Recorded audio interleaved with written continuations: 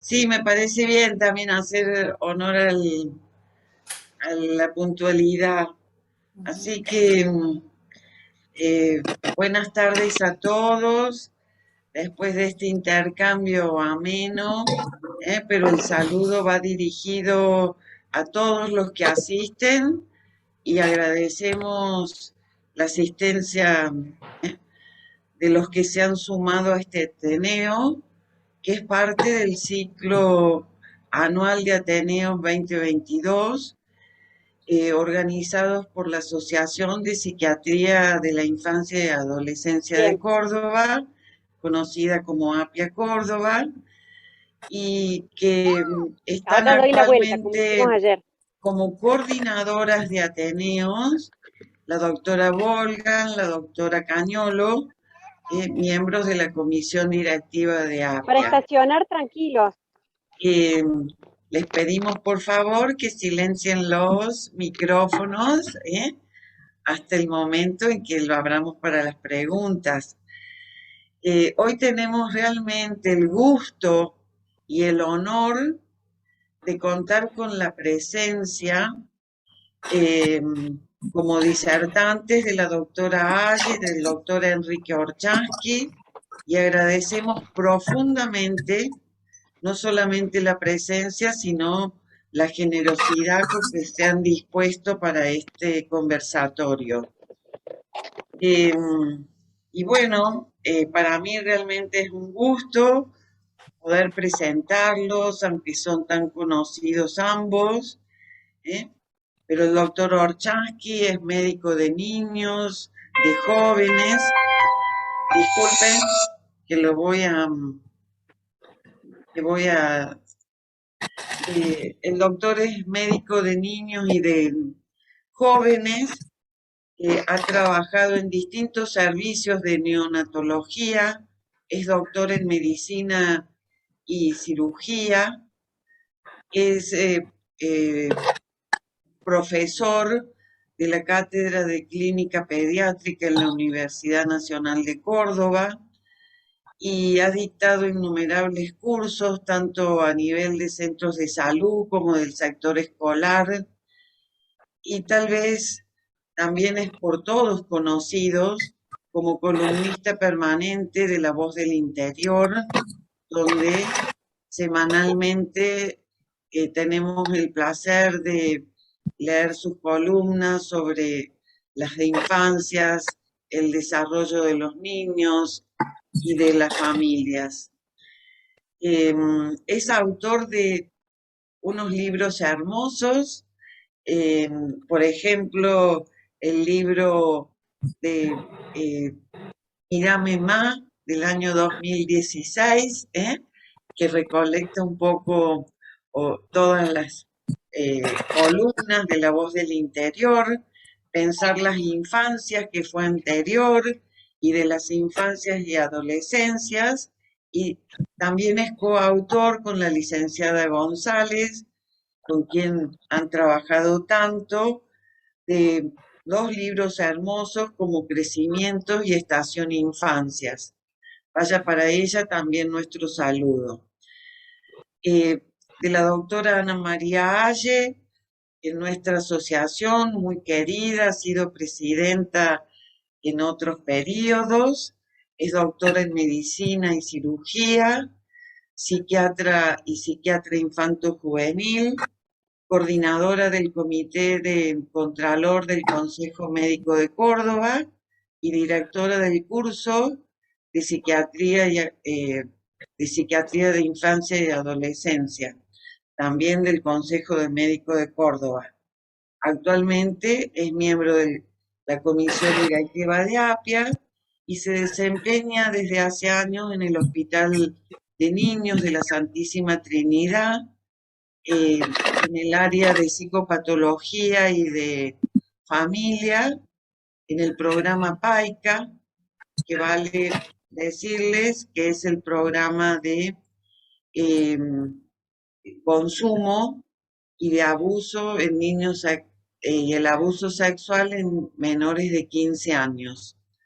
No sé si dije que es doctor en medicina y cirugía Y vale también que haga la aclaración que se doctoró con la tesis de un estudio comparativo en abuso sexual intra y extrafamiliar.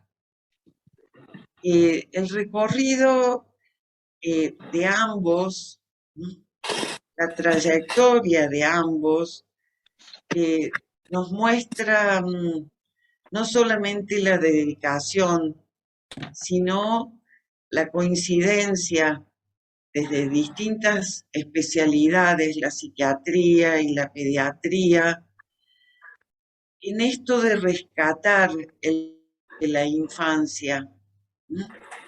Por eso me parece que, y apropiándome de las palabras del doctor, de la importancia de poner énfasis en los tiempos actuales, como dice el doctor, de restituir a los niños aquello que les ha sido sustraído y poder presentarlos con aquello que los define. Seguramente con todo esto, el diálogo, como así le hemos llamado, conversatorio a este encuentro, va a ser un diálogo fecundo, no solamente entre ellos, sino entre todos los que con ellos vamos a tener la oportunidad de reflexionar, de poder pensar mejor en nuestro trabajo interdisciplinario. Así que yo los dejo con la palabra y bueno, y así como los pediatras entran por la puerta grande en la vida de los niños y las familias, lo vamos a hacer al doctor Enrique entrar por la puerta grande en este diálogo, al que se sumará la doctora Ana María.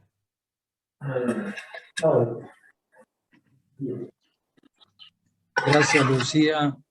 Gracias, Apia. Gracias a todos los miembros y a la generosidad de dedicar este rato del viernes a hablar de lo que nos interesa, de los chicos, de las familias, de lo que nos atraviesa y cada vez nos complejiza más en el abordaje de los chicos. El honor es mío de que haya tanta gente sumada a este momento, y la verdad que ha sido un placer con Ana María charlar y organizar este conversatorio que ojalá tenga el sentido que tiene. Desde ya, estar juntos hoy ya es un paso.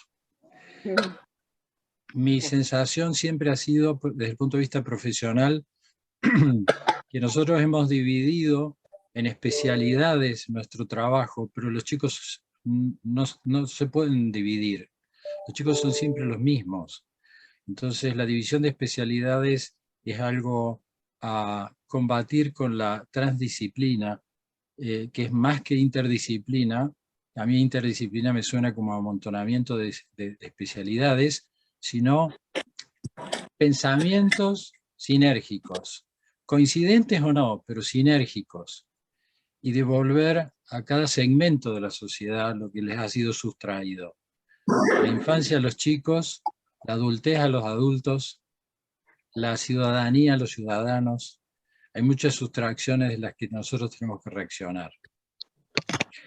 Creo que hay, para comenzar, a mí me gustaría nombrar 4 factores importantísimos que han convertido al siglo XXI en una manifestación de expresiones infantiles y adolescentes a las cuales nos hemos tenido que ayornar y tenemos que ir cambiando nuestra formación profesional y humana para abordarlos. Porque en realidad cada chico, cada familia es una sorpresa a partir de esta posición privilegiada que tenemos los pediatras, ¿no? De abrir la puerta, que entre una familia y que nos abran el diálogo, el corazón, las sensaciones, los miedos, las incertidumbres. Lo que está ocurriendo en el siglo XXI, a mi modo de ver, y siempre con los límites de mi especialidad, es la consecuencia de un siglo XX muy violento y muy sangriento. Ustedes recuerden que el siglo XX ha sido uno de los más violentos que se recuerde, con 2 guerras mundiales, con infinidad de guerras focales, con enfrentamientos, con segregación, con discriminación severa. Y a lo largo, en ese transcurso, la evolución de la familia ha sufrido 4 cambios que creo son indispensables ser nombrados. Uno es la reducción del número de hijos, que quiere decir el número de hermanos, que quiere decir el cambio de crianza. Según estadísticas nuestras, argentinas, a principios del siglo XX el promedio de hijos por mujer era de 12. No era el número de embarazos, que era mucho más, pero el promedio y el indicador era interesante, ¿no? Hijos por mujer, no por familia. Era de 12. El modelo de crianza tribal era interesante. Tenía sus ventajas, tenía sus problemas, pero cambió rotundamente cuando a final del siglo XX el promedio llegó a 1.8 niños por mujer. Ese es un cambio demográfico abrumador si se considera que fueron solamente 100 años. Y la educación tribal trocó a hacer una educación individual, poniéndolo al niño no como parte de una tribu en el sentido más integral y amoroso del concepto tribal, sino como el objeto especial destinatario de la felicidad y del amor. Resulta que habíamos empezado un siglo XX cuando los chicos se incorporaron a la familia, era para trabajar y formar parte de la economía. Y terminamos el siglo con chicos destinados a ser felices. El cambio fue muy grande, muy grande. El segundo cambio rotundo en la mitad del siglo XX fue la incorporación de la mujer al ciclo productivo fuera de su casa. Con todo derecho, con toda la capacidad y con más capacidad que los masculinos, la mujer salió de su casa a trabajar, a realizarse, a encontrar, a buscar, a explorarse, pero salió de la casa. Cuando todos los rituales y los paradigmas se mantuvieron intactos. Familias reclamando que la mujer mantuviera su lugar dentro del hogar, pero la mujer fuera de la casa. Sí. Hablando de mujer que se ocupa de muchas cosas. Y la verdad es que para bien o para mal, a mi modo para bien, la mujer no ha vuelto a la casa. Ha empezado a repartir tareas. Sin embargo, yo como pediatra veo el reclamo social, ambiental y familiar de que la mujer siga ocupando las tareas tradicionalmente adjudicadas a lo femenino. Y eso es un contrasentido que los chicos a veces no comprenden. La ausencia del padre por muchas horas, la ausencia de la madre por muchas horas, la ausencia de los roles, si queremos llamarle a las personas que crían, femeninas y masculinas, como se asuman, empezó a prolongarse. Y la prolongación de la jornada laboral se derivó inmediatamente en la prolongación de la jornada escolar. La jornada escolar, desde el punto de vista pedagógico, no tiene ningún sustento. No hay estudios, no hay confirmación de que más horas bajo techo escolar les enseñe más a los chicos. Había que dar una solución a la ausencia de los progenitores o de los criadores de sus casas, porque se había generado lo que se llama el síndrome de las casas vacías. Casas laboriosa y amorosamente construidas, pero vacías. Vacías por jornadas laborales eternas y ahora jornadas escolares eternas. Y los chicos empezaron a pasar más horas en una institución y en algunos casos, en algunos grupos sociales, en mejores condiciones que en su hogar. Por lo tanto, la institución hogar empezó a dejerarquizar en algunos puntos. Aquí empiezan a diluirse las autoridades. Y El último factor que me gustaría nombrar, antes de darle la palabra a Ana, es el desplazamiento notable de los saberes en general, dirigidos a niños, a niñas, adolescentes, a partir de la incorporación de la tecnología digital como vía interpuesta entre el mundo adulto y el mundo de los chicos. La tecnología se instala, seduce, se apropia de la curiosidad de los chicos, y a partir de ahí los chicos están convencidos de que Google sabe más que la maestra de matemáticas, sabe más que el profe de historia, sabe más que su papá y su mamá, y con 2 clics él puede acceder a un conocimiento que ya no viene de la mano de los libros, no viene de la mano de la palabra del abuelo o de la abuela, sino viene a través de un artefacto. La reducción del número de hijos, la salida de la mujer del hogar, la salida con producción laboral, a eso me refiero, la brutal tercerización educativa que se instala. La tercerización es, dígale usted, hágalo usted, a mí no me hace caso. Esa es una frase que al menos en mi consultorio resuena, dígale usted a qué hora hay que dormir, dígale usted cuánto hay que comer, dígale usted qué hay que... El dígale usted es la frase tal vez más repetida como confesión explícita de la caída de la autoridad de los padres y de las madres. Y finalmente la tecnología, maravillosa herramienta de construcción, pero maravillosa herramienta también de distracción, de dispersión y de desplazamiento de los saberes. A mi modo de ver, el siglo XXI debuta con síntomas que los chicos dicen, con la voz o con el cuerpo, pero lo están diciendo ferozmente. En el siglo pasado ocurrieron cosas que nos cambiaron la historia.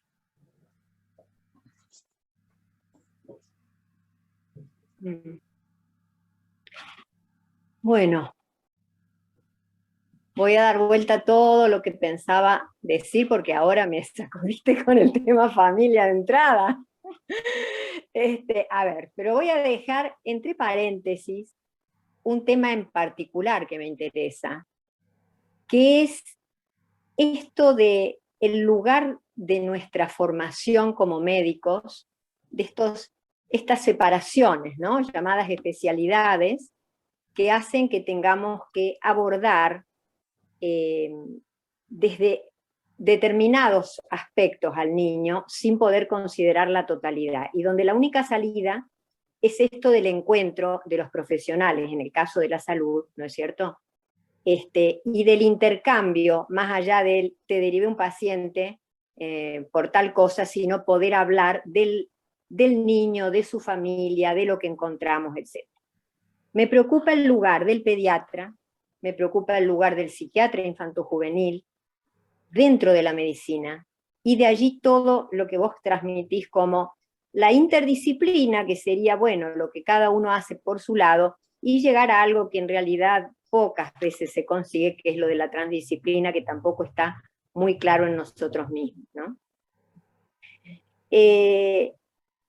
Eso vamos a ver si tenemos tiempo de abordarlo, porque yo había traído un esquemita con algunas, un power muy, muy breve, porque me preocupa sobremanera qué lugar estamos ocupando como profesionales. Porque digamos que en la pediatría se entra por la puerta grande a la familia. Yo le voy a agregar algo que me surgió de esto, que siempre lo he dicho, que es el psiquiatra entra a hurtadillas por la puerta de atrás y sin que nadie se dé cuenta. O sea, no sé si coincidís con eso, pero eso es lo que los mitos en relación a lo que es la salud psíquica, lo que es la utilización de los psicofármacos, etcétera, etcétera, ha traducido, digamos, nuestra cultura lo ha traducido de esta forma. Donde en realidad aquí sí, lo que a mí me interesa es ubicar qué es lo terapéutico, lo psicoterapéutico, que no es tratamiento psicológico el psicólogo, sino que es muchas formas de tratamientos que abordan los psicopedagogos, el tratamiento psicológico, psicoterapia de los psiquiatras, de los psicólogos, de la gente que tiene que estar bien formada. Ahora, ubicándonos nosotros, ahí yo entro un poco en lo que planteaba Enrique, que es la familia, el lugar de los padres, el lugar de la mujer en particular, que para mí no existe su definición si no hay un lugar del hombre en particular, o la pareja acompañante que haya conformado ese grupo, el lugar del niño en todo esto, que coincido plenamente y que creo que hemos retrocedido a transformar al niño en un adultito pequeño, que si nos descuidamos, pareciera que en la especie humana hasta tiene más inteligencia que los anteriores. O sea, hemos quitado mucho de la niñez, ¿no es cierto?, en esta mirada del niño, y los grupos familiares, donde yo sumaría a todo esto que también tradujo Enrique, esta cuestión de las mujeres fuera trabajando, la menor cantidad de niños, etcétera. Yo agregaría la tremenda disfuncionalidad de los grupos familiares y como que se está priorizando la felicidad y el derecho de los adultos bastante inmaduros en muchos casos, por encima de lo que es la necesidad de la responsabilidad, el hacerse cargo, el querer, el proteger, el cuidar a los chicos. Entonces, ¿qué pasa? Que nosotros, probablemente yo muy influida por un tipo de problemática muy grave, que es la de la violencia sexual, intrafamiliar y extrafamiliar, pero principalmente es intrafamiliar la que vemos, pero no se reduce a eso. En los últimos años, ¿qué vemos en la familia? Padres que se separan, que tienen hijos, pero que una vez escuché a un juez decir como que hay hijos de primera y después los de segunda, los de tercera, o sea, están los que reciben en el momento el dinero, los cuidados, etcétera, y están los otros, ¿no? Dejados de lado, que se ocupe otro. Entonces, hay hermandades que están formadas por hermanos de distintas madres y de distintos padres. Entonces, a mí me gusta hacer gráfica, ¿no? Este es un relato que a veces a algunos alumnos se los he contado, pero hace varios años me consultan en mi práctica privada, este caso, por dos nenas, dos hermanitas de 9 y 11 años, que estaban en esta puja de el padre que había construido su nueva familia, casado, tenido un hijo y se las quería llevar a los chicos, como esto que en muchos casos ocurre, lamentablemente en más de los que uno quiere. Entonces, las nenas estaban allí tironitas. Entonces, bueno, yo hice, entre las cosas que hice, un día hago una entrevista con la mamá, que estaba en esta situación judicial con el padre, y las dos nenas. Y en un momento, yo les digo, bueno, a fin de aclarar un poco la cosa, apuntando a que ellas sentirían que la familia eran los dos padres, etc. Entonces les digo, bueno, a ver, pero para ustedes, ¿quiénes son la familia? Entonces, la más chica la mira a la más grande, las dos se miran, y una le dice, para mí, mi familia sos vos. Y la otra le contesta, y para mí sos vos. Y se abrazaron y se pusieron a llorar desconsoladamente. Y yo no tenía palabras, solamente estar, acompañarlas, mirarla a la mamá. Después no sé cómo pudimos ir saliendo de todo esto, pero a lo que yo voy es que hay un mito que es, los chicos de ahora son picantes, se bancan todo, comprenden todo, se adaptan a todo. Hace muchos años hicimos una jornada en Apia, y decía, el título era ¿adaptados o sobreadaptados? Porque saben que son chicos que fabrican pseudocel, que son de una manera en un lugar y de otra en otro, que están absolutamente desprotegidos, que no tienen figuras, a veces es un abuelo, y a veces es o abuela, y esa abuela un día fallece y el chico te cuenta, ese día yo empecé a consumir, por ejemplo. Entonces, quiero quedarme acá con este relato, porque que a veces encontramos que no tenemos con quién trabajar desde el punto de vista familiar.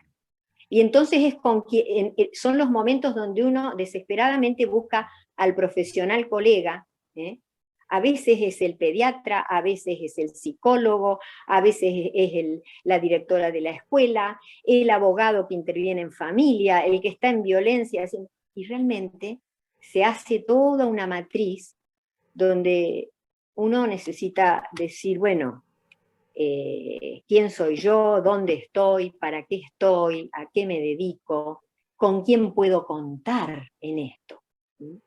Y allí es donde a veces yo me encuentro que no tengo pediatra, yo personalmente, ¿no?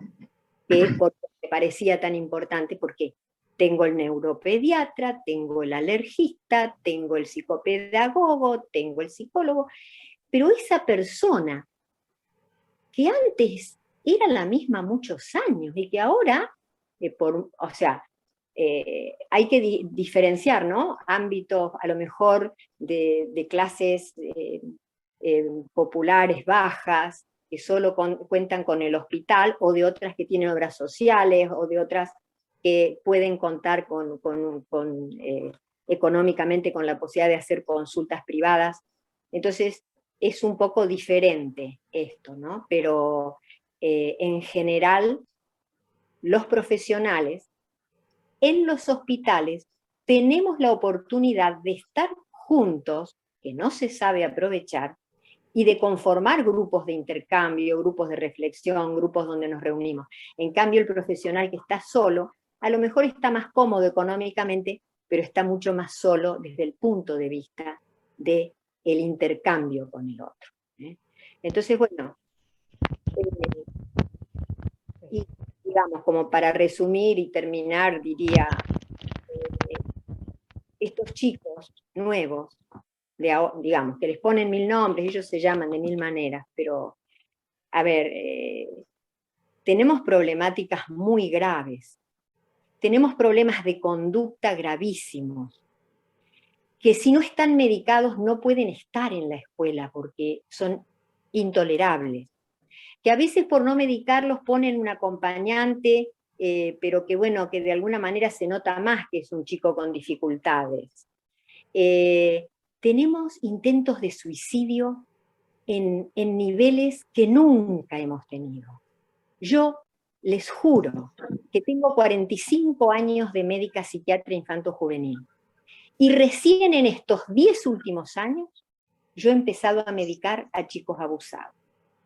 Nunca había medicado un solo chico abusado. ¿Y saben por qué? Porque se nos presenta una clínica diferente. Aparecen cortados, aparecen que se han tomado todo, aparecen con consumo, aparecen violados en los grupos de amigos porque tomaron la jarra loca, etcétera, etcétera. Y cuando vamos a ver, bueno, lean la noticia de hoy, ¿no es cierto? No quiero abundar, pero una madre alcohólica, un hombre que se llevó el chiquito, que lo tiró en la vereda, o sea, cosas que habrán existido, pero no era en esta. Entonces, esta es mi preocupación, que se nos pueda ubicar, que podamos entrar, yo siempre digo, no digo como el pediatra, porque el pediatra para mí, y en eso coincidíamos, tiene que ir acompañando todo el periodo evolutivo, pero no por la puerta de atrás. Entremos como el odontólogo. A ver, me duele esto, y me voy al odontólogo.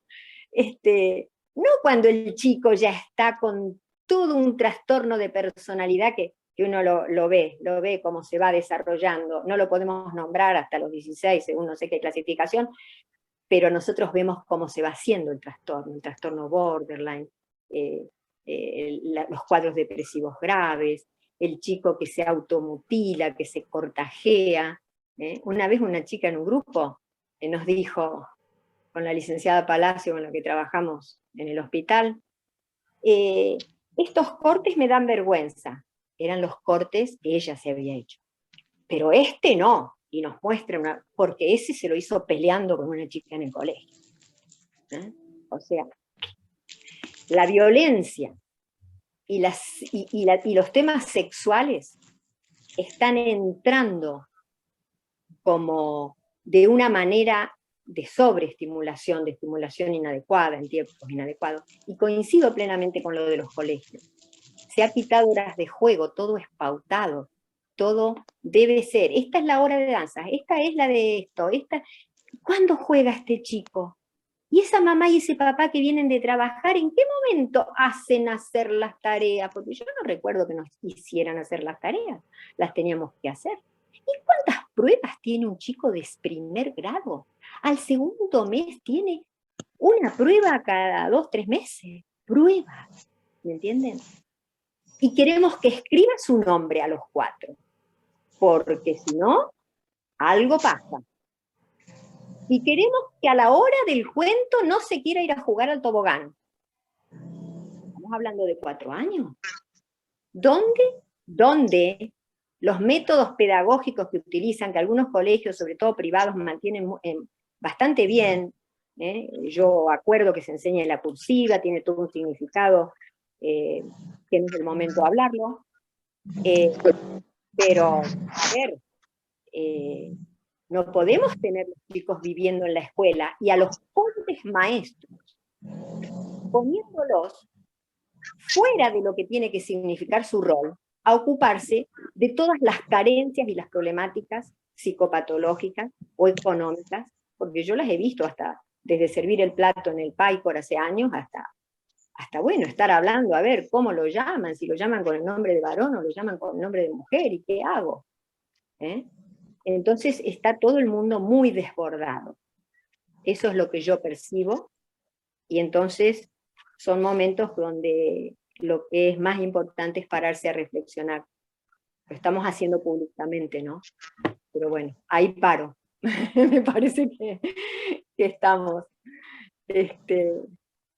Qué lindas las dos posturas, ¿no? Cómo el movimiento que ha tenido la infancia a lo largo de la historia y cómo pasó de ser un instrumento más de la máquina productiva a plantearse como un sujeto digno de derechos y en la cual se busca la felicidad. Y esto que plantea Ana de estos chicos sobreadaptados, sobreexigidos, llenos de actividades, y que ahí la pregunta entra, ¿qué es la felicidad en estos chicos, no? ¿Qué lugares ocupan las familias de estos chicos? ¿Qué movimientos se están dando? Porque ¿a qué le estamos llamando felicidad? ¿A un chico pluriocupado y que tenga que estar escribiendo a los 4 años? ¿Cuáles son las condiciones que vemos saludables para estos chicos? Y creo que acá una mirada conjunta entre los pediatras y los psiquiatras, acompañando a esto, hablando sobre los tiempos que hay que darle a cada uno en su proceso, es fundamental, tanto en el trabajo del pediatra como guía, acompañante, y cuándo es el momento de darle paso a la especialidad. ¿Ustedes cómo ven eso? ¿Cómo ven esos momentos? Qué buena intervención, Sole.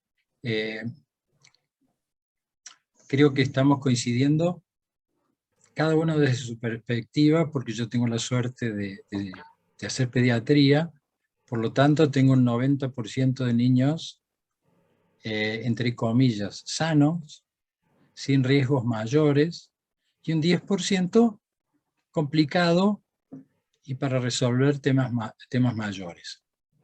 Que no es el panorama que tal vez tenga Ana María, porque claro, la especialidad es distinta, entonces se suaviza. ¿En qué coincidimos brutalmente? En el borramiento entre el límite del mundo adulto y del mundo de los niños. Hay una confusión muy grande de los chicos en reconocerse como niños cuando no tienen adultos al lado. Y los adultos están en una situación muy particular, muy atrapados en este país por todas las necesidades a cubrir, pero también muy desesperados por no envejecer. Hay como una vergüenza por el envejecer. Hay mucha gente pintándose el pelo, planchándose las arrugas, ¿La puedo ayudar, chicos? diciendo que ser viejo es una cosa mala. Bueno, ¿qué aumenta? Por favor, cierren los audios. Y al mismo tiempo les pedimos que a los chicos maduren. Entonces los chicos no entienden muy bien de qué se trata. Yo en una época me puse a revisar cuál era la definición del objeto de estudio de la pediatría. Y empecé a buscar definiciones de qué es un niño. Parece como muy básico lo que estoy diciendo, pero revisé 17 textos de pediatría, más muchos artículos, desde la semiótica, pasando por la sociología y pasando por la antropología, y no encontré ninguna definición de niño. Se define lo que es un embrión, un feto, un recién nacido, un lactante, un escolar, un preescolar, un adolescente, un sátrapa, toda la evolución, pero ¿qué es exactamente un niño? Encontré una respuesta en un ateneo muy fuerte que se hizo sobre salud infanto-juvenil, que tiene ya 10 años, en donde por una encuesta internacional se eligieron los criterios que definían a un niño. Por supuesto que estaban las opiniones obvias. El que tiene menos de 14 años, según los abogados el que tiene menos de 18, según los psicólogos el que aún no ha conseguido su autonomía. Conozco tantos de 40 que no tienen autonomía. Pero la verdad es que me quedo con 3 criterios muy interesantes que definían la condición de niño. El primero decía, el que había sumado más votos, un niño es aquel que tiene adultos reconocibles al lado. O sea, una definición por contraste. Si hay un adulto, yo soy un niño. Así como una mujer se puede definir a través del contraste, o el sexo elegido o autopercibido en contraste con otros. El segundo criterio que me pareció interesantísimo es que son personas que tienen energía inagotable para hacer lo que deben hacer, jugar y aprender. Está bueno. Y es un criterio interesante, ¿no? Y el tercer criterio, que era el más precioso de los 3, a mi modo de ver, era que son personas que creen que algunas cosas son para siempre. Resulta que el borramiento de la infancia, que yo vengo denunciando desde hace mucho tiempo, son niños que no reconocen adultos en posición de adulto al lado de ellos, por más que se llamen papá, mamá, papá, cuidador, abuela, abuelo, quien sea. Con muchos adultos jugando a ser adultocentes, a ser jovencitos, a vestirse de una manera que los confunde, a compartir la ropa con sus hijos o hijas adolescentes, y a decir que envejecer es malo. Lo segundo, que su energía no está dispuesta para jugar y aprender, sino para cumplir con la agenda abultada que por su bien estamos instalando de manera conjunta. Y lo tercero es que los chicos están empezando a desconocer la eternidad de algunas cosas y están empezando a conocer la finitud. Están empezando a conocer que algunas cosas no duran para siempre. La obsolescencia programada que viene desde el comercio está impregnando los vínculos. Entonces, ¿los vínculos no son para siempre? Están dudando de las amistades, están dudando del amor de los padres, están dudando, pero solamente por ausencia, porque esa misma reunión internacional terminó con una de las definiciones más demoledoras que ha tenido la pediatría en los últimos años. fue en el 2014, en donde un congreso en Roma se definió que la enfermedad más difundida en la niñez es la soledad. La soledad entendida no como solitud, es decir, la palabra que define la soledad elegida, la soledad buscada, sino la falta de acompañamiento. No son chicos que están aislados, por el contrario, están llenos de gente alrededor. Pero su percepción es de no sentirse mirados, de no sentirse reelegidos, de no sentirse definidos. Y así como los canarios de los mineros son los primeros en gritar de que el borramiento entre el mundo adulto y de los niños les está produciendo síntomas. Ustedes conocen el ejemplo, la metáfora de los canarios de los mineros. En la Inglaterra del siglo XIX, los mineros ingleses bajaban a las minas de carbón con jaulas con canarios, porque los canarios anticipaban la disminución del porcentaje de oxígeno en el aire respirado. Por lo tanto, cuando el canario se desmayaba o se moría, era hora de salir de la mina porque corría peligro el minero. Creo que a modo de canario de mineros, hay muchos chicos que están dando síntomas de que algo nos está faltando. Y en eso, en términos prácticos, a los pediatras nos está faltando a muchos tiempo.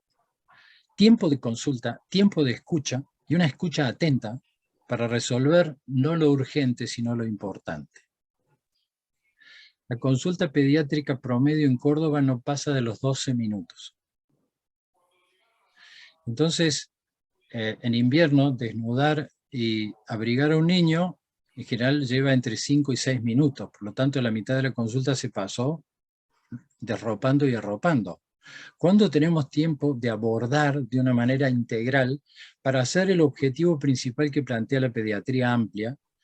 La pediatría amplia es el concepto de voltear tabiques entre las especialidades y mirar para todos lados, y todos los que puedan ayudar, ayuden. Y desde esa pediatría se plantean alianzas terapéuticas. Con todo aquello y todo aquel que pueda colaborar en devolver a los chicos la seguridad de que hay adultos, y que hay algunas cosas que son eternas, y devolverles el tiempo libre sustraído para jugar y aprender.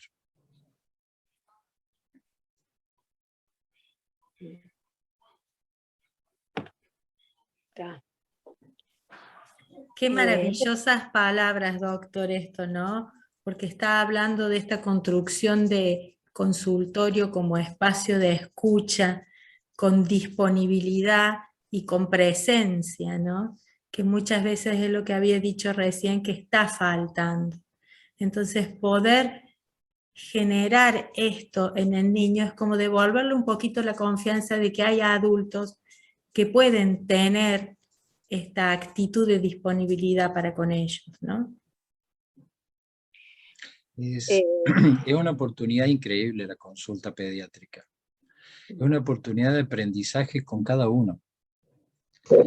Cada niño nos enseña algo, cada niño nos...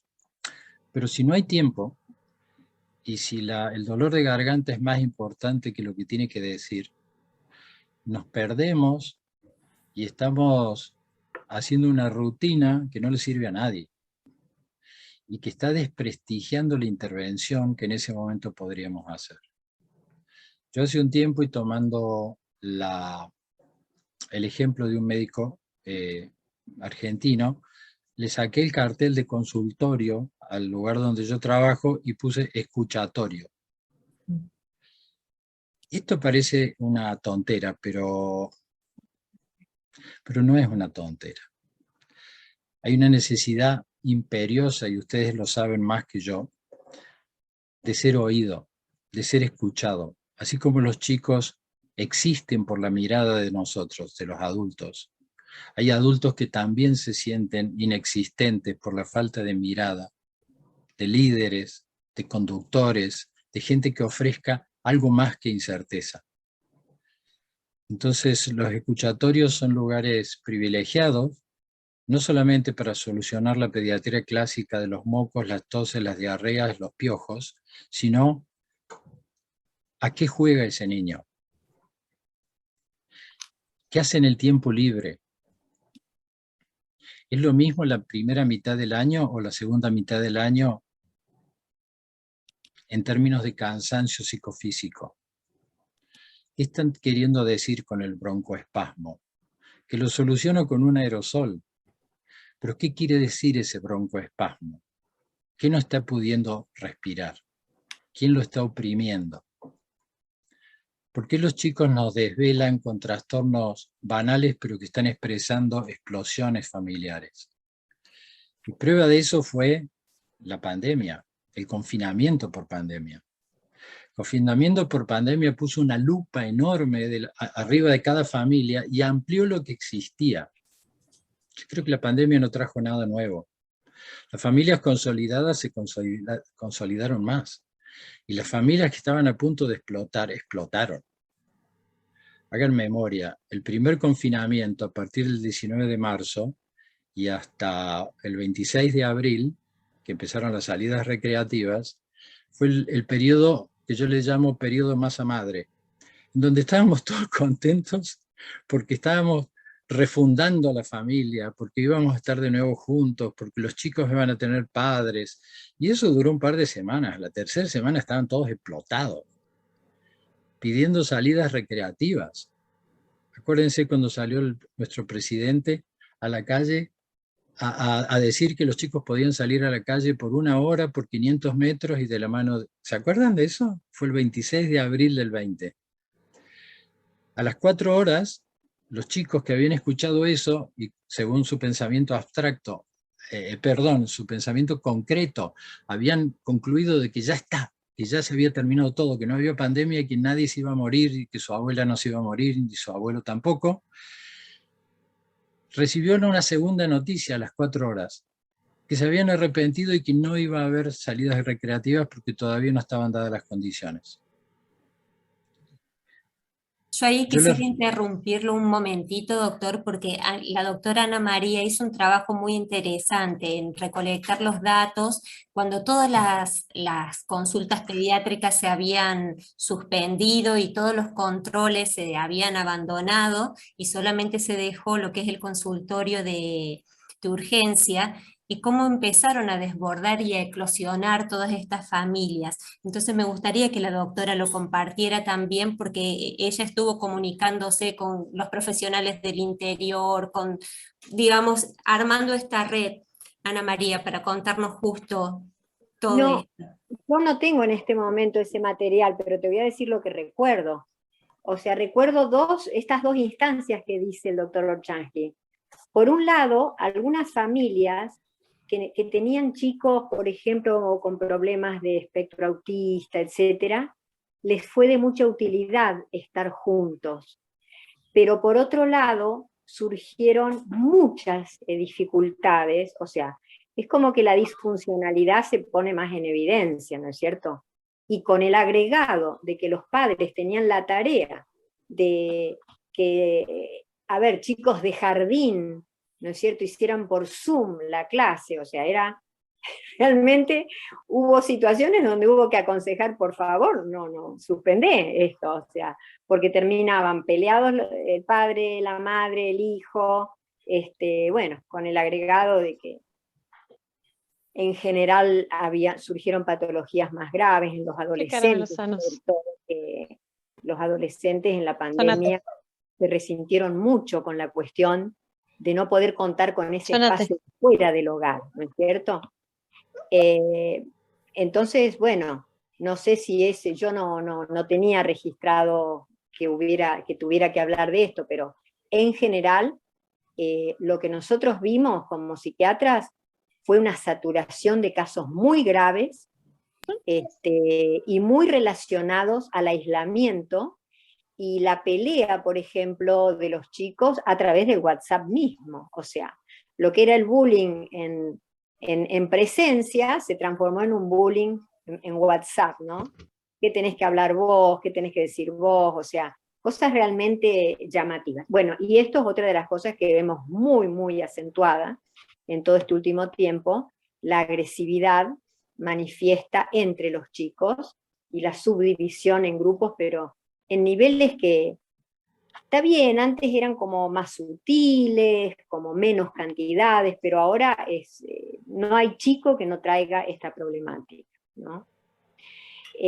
Yo no sé cómo vamos de tiempo, pero sí, coincido plenamente en todo esto que dice Enrique, y creo que esa soledad de los chicos, y yo creo que el ejemplo que yo les di de las dos nenas fue muy claro en ese sentido, ¿no? Ellas sentían que se tenían ellas dos, y nada más. Sin embargo, eran, qué sé yo, fuera de la pelea, los padres hacían como lo que podían por brindarles lo mejor, pero pareciera, en otra experiencia, esto del Internet, yo creo que lo voy a unir al último artículo que leí del doctor Orchansky, que es el tema de los no en la familia, en el último domingo, ¿no?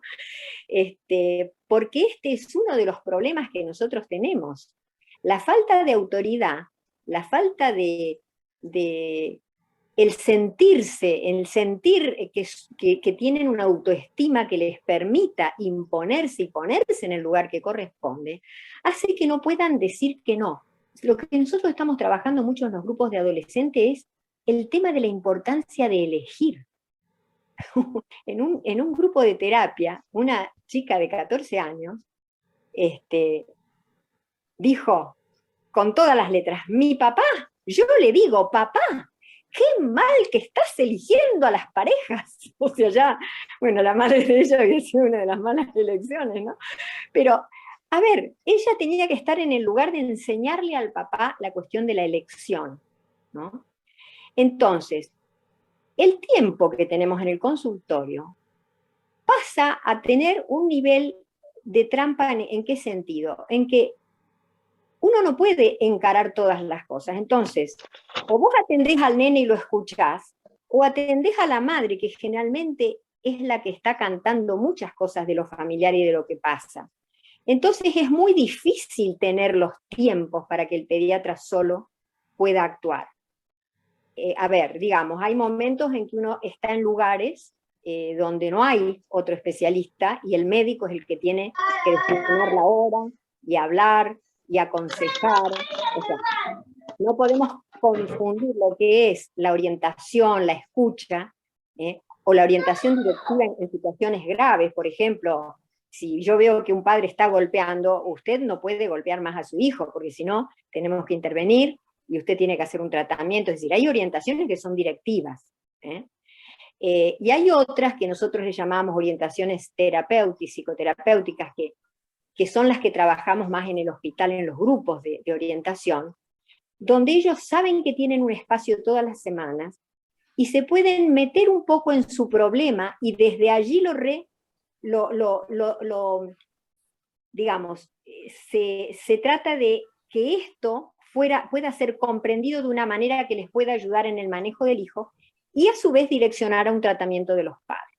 Vos dijiste, Sole, cuando nosotros decimos, a ver, acá no hay cuestión para atender. Por ejemplo, en el caso nuestro, el otro día una consulta de sospecha de abuso, que en realidad era un juego, la criatura inmediatamente contó a los padres lo que había hecho, la criatura no tiene sintomatología ni de estrés, duerme bien, come bien, pudo hablar, en la entrevista se expresó perfectamente, realmente un chico hermoso, y fue un caso de los pocos que yo puedo decir, bueno, miren, vamos a tener en observación, pero esto que ustedes, como ustedes lo manejaron bien, el nene pudo decir las cosas, se le explicaron ciertas cosas, sí aproveché a explicar ciertas cosas de tipo en relación a la sexualidad. Es decir, son escasos los casos que nosotros decimos acá, está bien, no hay nada, vaya a su casa, como dice Enrique, el control pediátrico que uno dice, bueno, acá está funcionando bien. Entonces, por eso yo creo que es muy importante por ahí las interconsultas a fin de hacer una evaluación nada más. porque puede ser un psiquiatra infanto-juvenil o puede ser un psicólogo. El tema es que cualquiera de los dos tiene que ser una persona bien formada, que sepa trabajar con niños, porque muchas veces nosotros podemos con el solo título de médicos hacer muchas especialidades, o con el solo título de psicólogo dedicarnos a geriatría, a psiquiatría, a psicología infantil. Es decir, y si a eso le agregamos que hay problemáticas específicas, es muy difícil esto de que atribuir que nada más que con tiempo podemos llegar a darnos cuenta de que hay algo donde tenemos que pedir ayuda. Y por ahí la ayuda la podemos pedir a los que tenemos más confianza, ¿no? Es decir, que este es otro de los temas, los mitos sobre las medicaciones y los niños, en qué momentos, cómo hacerlos, porque a veces hay patologías serias que si fueran medicadas desde el primer momento, permitirían una mejor experiencia en todo un periodo de la escolaridad de los primeros años. Y sin embargo vienen después que se hizo de todo para evitar medicar. Y hubo una interacción muy violenta, de muchos problemas, etc. Entonces, yo creo que eso es un tema de cómo hacer. Mi idea es que el pediatra en general tiene que estar más capacitado en aspectos psicológicos. A ver, el doctor Orchansky es una excepción, y la verdad es que es admirable y me encanta poder conversar con él, pero la mayoría de los pediatras están desesperados, haciendo guardias, sacando esto, haciendo, o sea, tratan de formarse y de ubicarse para trabajar y ganarse la vida en lo suyo, y la verdad es que muchas veces están sobreexigidos. A veces uno va a lugares lejanos en el país. A mí me tocó allá en los años 80, como para que no tenían los neurólogo. espero a esa hora. Yo tuve que hacer todas las epilepsias de los niños en la ciudad de San Peña, y mi padre, que era médico clínico, me enseñó lo que Vázquez en aquel momento, ¿no es cierto? Y aprendí a medicar el petit mal, y bueno, eso ni se me ocurriría acá, ¿no es cierto? Pero la realidad es que hay lugares donde no tenemos ni psiquiatra ni psicólogo, y está el médico. Y entonces, ¿qué hace el médico con un depresivo, con un chico que intentó un suicidio? Es decir, son cosas que tienen que ver no solamente con nosotros, sino con todo lo supra, ¿no? Que hace a cómo está organizada la salud.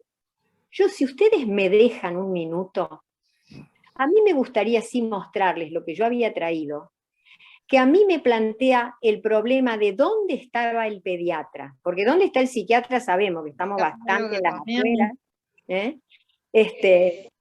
Si me permiten, nada más que una fotito lo hago rápido, ¿puede ser? ¿Tenemos? Sí, Dani, la tenés que hacer host. Sí, ya está, ya habilité que pueda participar.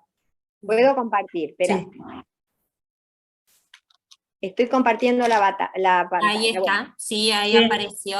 Hay que Bien. darle... Sí, está bien. A ver dónde tengo. Poner para presentación la copita o la pizarrita. Abajo. Acá. Ahí. Sí. Ahí está. Ahí está. Sí. Este es un chico de 7 años, que entre los 4 y 6 años y medio presentó problemas de conducta en el jardín de infantes, rompía cosas, pegaba, tenía broncoespasmos, mejoró en 5 y empeoró en 1er grado. Intervino un neuropediatra que le dio risperidona, desde entonces tomaba risperidona. Psicopedagoga, pediatra alergista, neuropediatra 2º y 3º, estudios normales de tomografía, solicitud de SPECT que los padres se niegan a hacer. Consultan a otros, y fíjense, interviene esta psicopedagoga, aquí interviene la 3ª, y aquí, fíjense, nosotros nos empezamos a preguntar, ¿dónde está el pediatra? ¿No? Acá es donde dice, ¿dónde está el pediatra? Una psicóloga, que es una psicóloga que trabajó con nosotros, que la voy a nombrar, la licenciada Karina Mora, que trabajó en el Comité de Abuso Sexual allá en los años 90, ella trabajando le recibe el nene por derivación de la 3ª psicopedagoga y detecta que hay abuso sexual.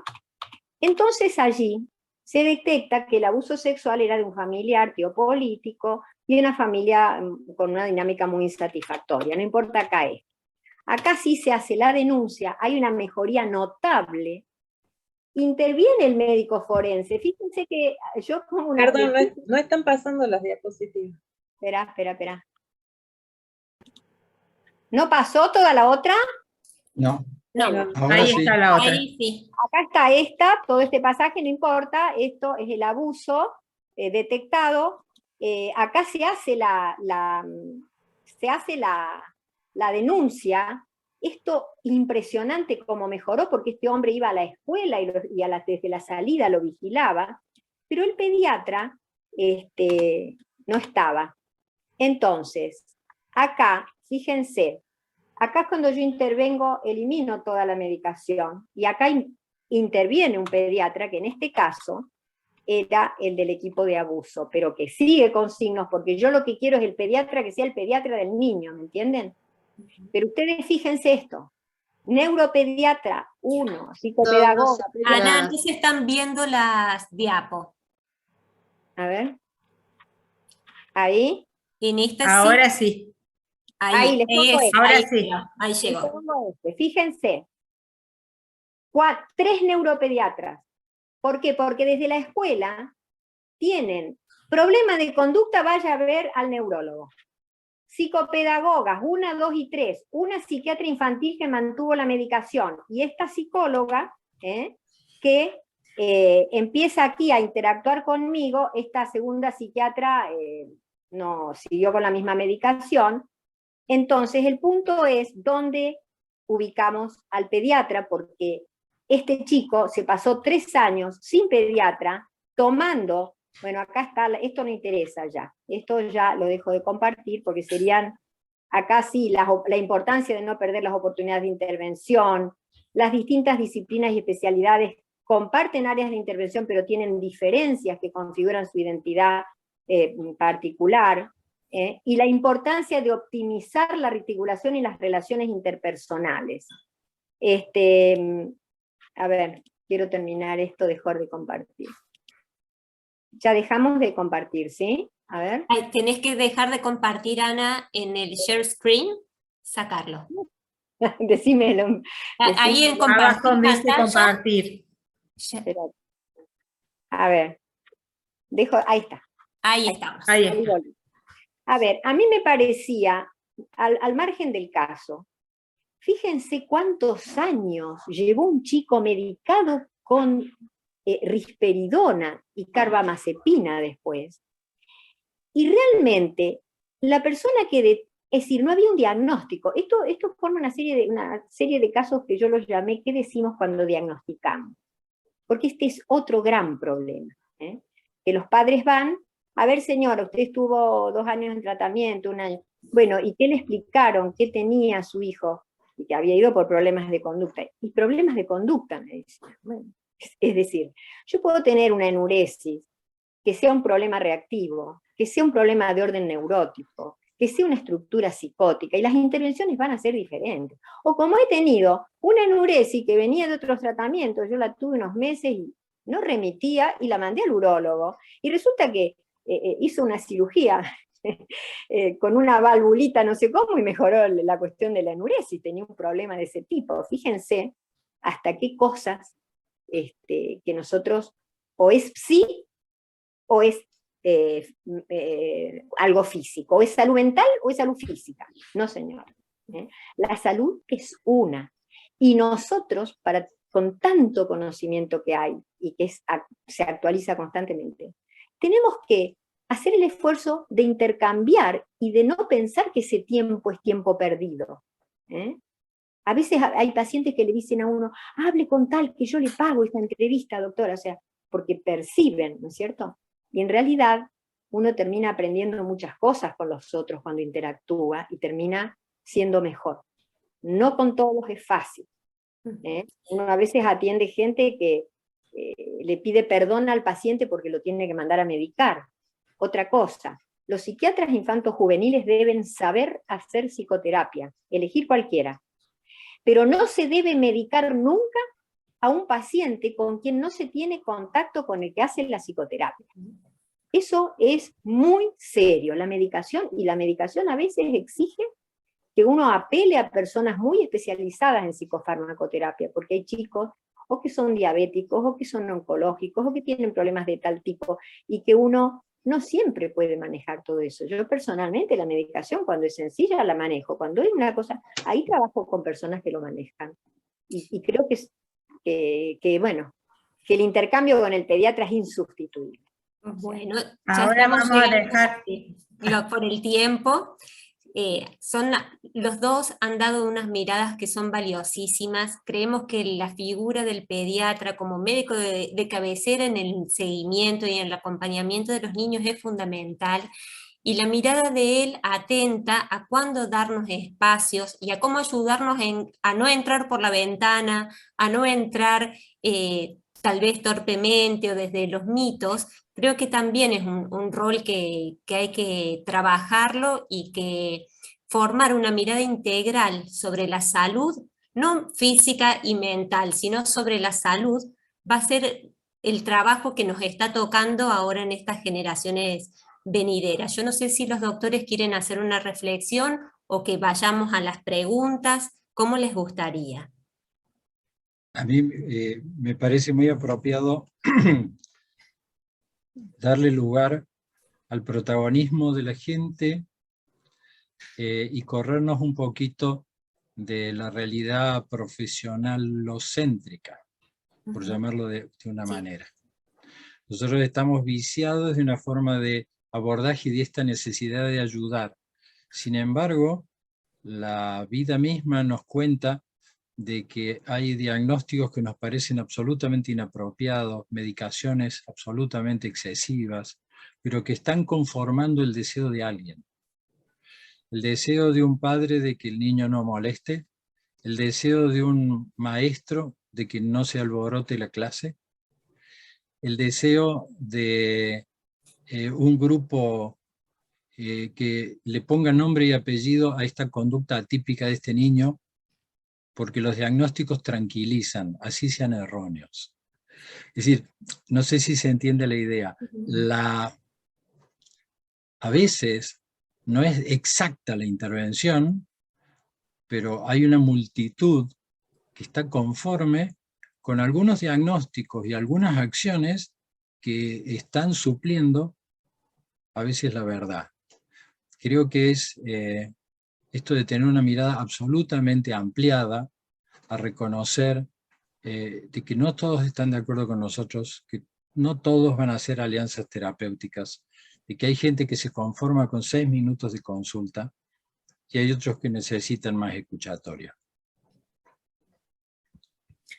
Acá tenemos Las preguntas. una consulta que han hecho. Gabriela Romero, ¿querés activar el audio, Gabriela? ¿Querés hacerla la consulta o el aporte que nos has dado en el chat?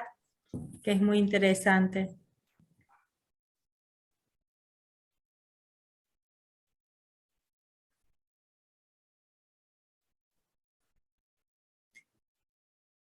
No se escucha, No se Gaby. escucha.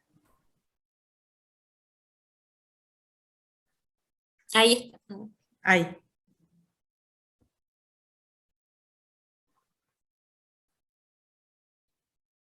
No, estás muteada, Gaby. Sí. Sí. Esa es la frase más repetida de la pandemia. Estás muteada. Muteada. Tal cual. Si no, Mónica Teux también deja acá qué opinan ambos de la posición cada vez más presentes de las religiones en cuestión de diagnóstico y tratamiento de enfermedad o síndromes, o solo reacción de niños y jóvenes, y sobre todo en los aspectos de salud mental. La pregunta va dirigida sobre las religiones y las posturas que toman frente a los diagnósticos. En mi experiencia no es tan frecuente la confianza hacia una fe, excepto como acompañamiento, como sostén de un tratamiento entre niños y adolescentes, sí entre personas mayores. Y a veces estas creaciones religiosas, creaciones humanas que se transforman en pensamientos trascendentes y religiosos, vienen a ocupar un sitio que no está ocupando de manera profesional la medicina tradicional u otras medicinas que también pueden aportar lo suyo dentro de lo lícito, lo legal y lo ético. Creo que en la medida en que el cáncer no tenga soluciones desde otro punto de vista, la gente va a orarle al que sea. Eso es tan humano y tan natural como buscar lo sobrenatural. Acá hay otro comentario de Silvia, como docente. Espera un momentito, Daniela, yo quiero decir algo. En el caso nuestro, hay ciertas patologías en chicos, por ejemplo, en consumo de sustancias en menores de 15, donde estas organizaciones religiosas pasan a ocupar lugares que no tenemos establecidos, instalados desde la salud pública. Entonces, lamentablemente, digo lamentablemente porque a mí me gustaría tener un hospital de día o colonias donde pudieran ir los chicos, donde tuvieran su escuela. Nosotros fabricamos más o menos en el hospital, qué sé yo, que vayan a la escuelita hospitalaria, que vayan al grupo, que hagan la terapia individual, pero la verdad es que no alcanza. Entonces, de repente hay estos grupos donde los organizan para hacer música, los organizan para hacer fútbol, intervienen desde el punto de vista de sus creencias. Generalmente hay algún padre o madre que pertenece a este grupo, y bueno, mi opinión es que, como dijo el doctor, intervienen porque hay un vacío fundamentalmente en otros aspectos, ¿no es cierto? Y no, para mí, o sea, honestamente yo me alegro cuando en esos casos aparece algo, aunque sea una institución, con alguien que ejerce algún tipo de rol, ¿no es cierto?, ordenador, porque si no, estamos con la nada, con el vacío que tiene el chico, es el que nosotros también tenemos, y es muy exigente, y es muy frustrante, y uno termina a veces como diciendo, ay, mejor que no vengan chicos, ¿no es cierto? O sea, de este tipo, a todos nos pasa, bueno, que no vengan los que se quieren suicidar, que no vengan, pero bueno, son los que vienen y ahí tenemos que salir. Pero digamos que están ocupando un lugar que bien podría ocupar la salud pública. Mónica Teox pidió un momentito la palabra. Mónica. Gracias, muy amable, doctora. Mi pregunta es la siguiente, porque en mi práctica, tanto de pediatra que soy, como en psiquiatría infanto-juvenil, que también lo hice el posgrado con la doctora Ale, he tenido varios niños, pacientitos, en donde ha sido este niño intervenido por la religión, para tomar las riendas de su tratamiento y diagnóstico, tratando sintomatología de ellos como si fuera estar exorcizados o endemoniados, y cada vez se me presentó más frecuentemente. Entonces me pregunto, no sabía si a ustedes le había pasado lo mismo, pero he tenido varios casos. Es más, hasta hace poco, uno de los sacerdotes, que por lo menos más ubicado que el resto, diría yo, dijo que una de las niñas no era ese su problema, y si podía verla porque le parecía que estaban equivocados los demás en exponer la nena a esta parte de la religión, y la nena cada vez tenía más crisis.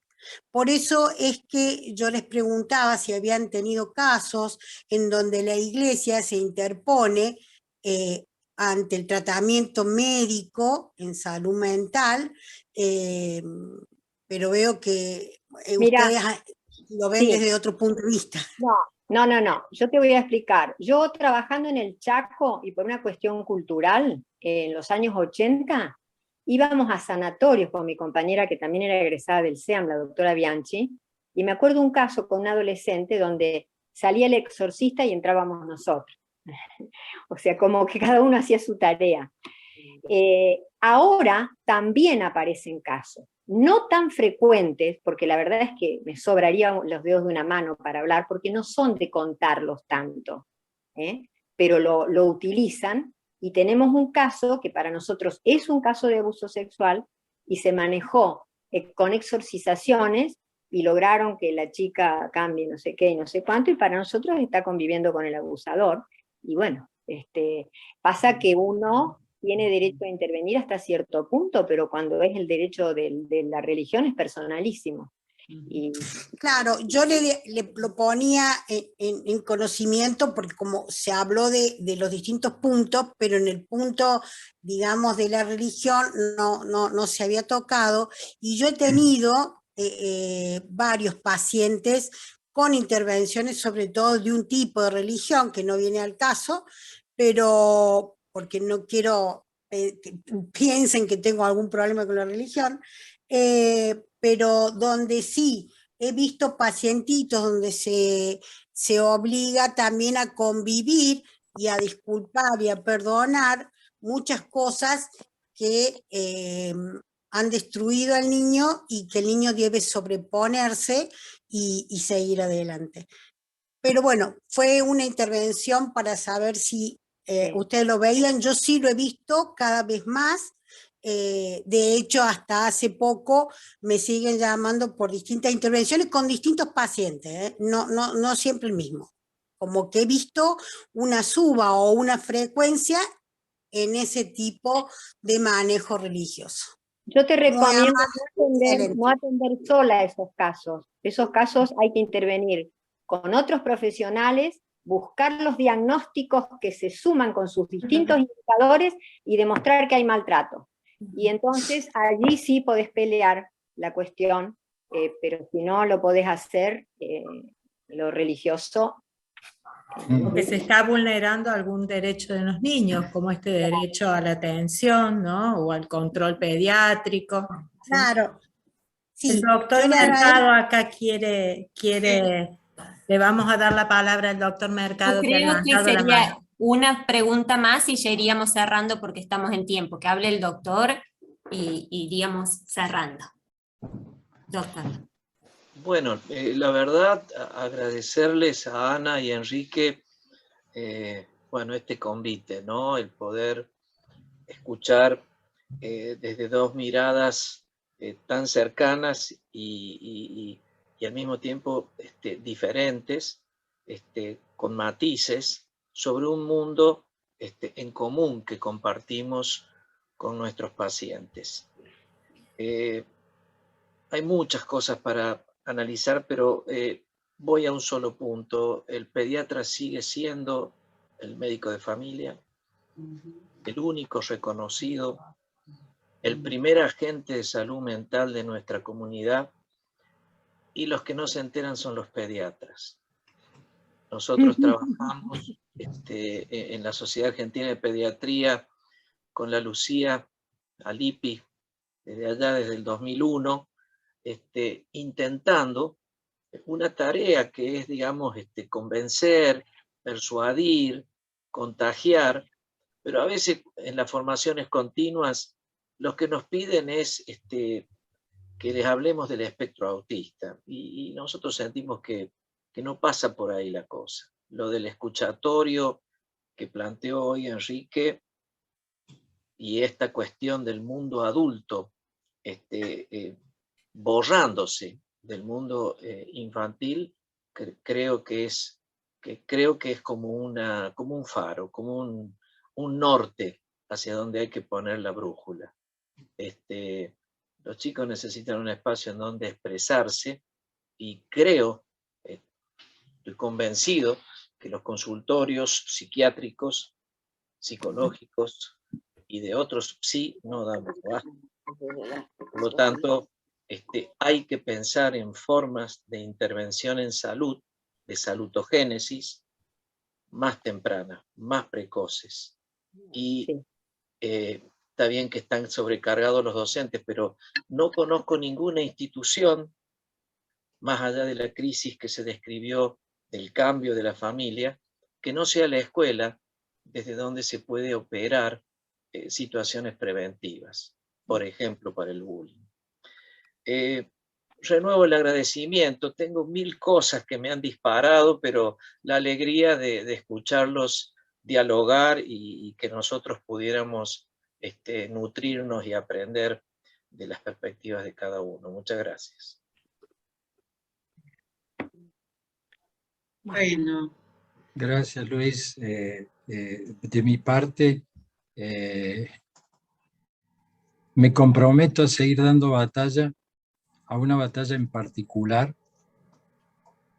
desde el escuchatorio, con interés, con ganas de verle la cara a los chicos, no de despacharlos, pero además una tarea extra que nos convoca a todos y que creo que hay que focalizar mucho, que es diferenciar las reacciones naturales de enojo y de furia que ha desencadenado el confinamiento, la pandemia, conociendo la evolución y la historia de crecimiento y desarrollo normal de un niño, de aquellas patologías verdaderas, porque todos estamos asistiendo a una epidemia de sobrediagnóstico y sobrepatologización de la infancia, que yo no creo que sea azarosa. Yo creo que hay intereses por detrás y que hay un interés de lo que yo le denomino el neuroliberalismo, que está arrasando con los diagnósticos. Me parece que hay que dar batalla para decir es normal que haga un berrinche porque tiene la edad, porque tiene el enojo y porque tiene la salud para hacerlo. Y que dé 3 vueltas a un banco no lo transforma en un síndrome que necesita un certificado de discapacidad. Mi compromiso para eso y el compromiso de sumarme a todos ustedes. Gracias. Muchas gracias. Gaby, ¿querías hacer un aporte? Buenas tardes. Voy a ser breve para cerrar. Creo que lo que había escrito es lo que quiero repetir, escuchando, primero agradeciendo por supuesto, pero escuchando a Ana María y al doctor. Me quedo pensando en la formación de los médicos y de los psi, de qué orden sea, y que me parece que inevitablemente trabajar desde abajo, como vemos la prevención también sirve. Entonces la prevención entre nosotros también me parece importante en la formación, agregar un poco esta cosa tanto de un lado como del otro, más integral. La escucha más integral, tanto del médico y de los psicólogos hacia el lado médico, ¿no? Con la metáfora que dijo el doctor, lo más escuchado fue lo muteado en la pandemia. Me quedo tranquila que no me muteé, porque la percepción que tengo de la gente, como dijo el doctor, cuál es la mirada que tienen los otros de nosotros, los profesionales, las intervenciones, y por ahí tengo esa sensación de que estamos un poquito divididos, y vamos tirando como en distintas opciones, intentando hacer una interdisciplina, y que a veces también ayuda mucho en la formación una cabeza y un corazón más integral. No sé si se comprende lo que quiero decir, doctor, sobre todo, y Ana María, lo que apuntaron a la formación, Ana María, y doctor, usted un poco con esto, ¿qué espera la sociedad? Me parece que no somos dioses, pero por lo menos integrarnos un poquito en cuerpo y espíritu, y mente. Creo que esto da pie a algo que para nosotros es básico en toda la formación, que es el poder trabajar con el cuidado profesional y los grupos de reflexión, que pueden dar pie a las psicoterapias propias en algunos casos, porque nosotros, la herramienta fundamental es nuestra calidad humana, nuestra capacidad de relacionarlos, nuestra afectividad. Entonces estamos trabajando con la muerte y la locura, querramos o no. Y esto no es...